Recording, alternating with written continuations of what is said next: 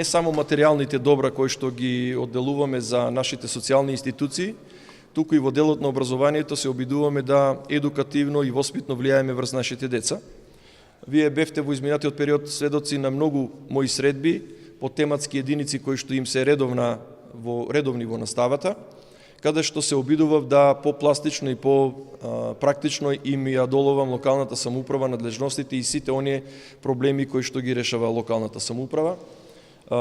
За тоа колку сум успешен во тоа треба да просудат учениците и нивните наставници.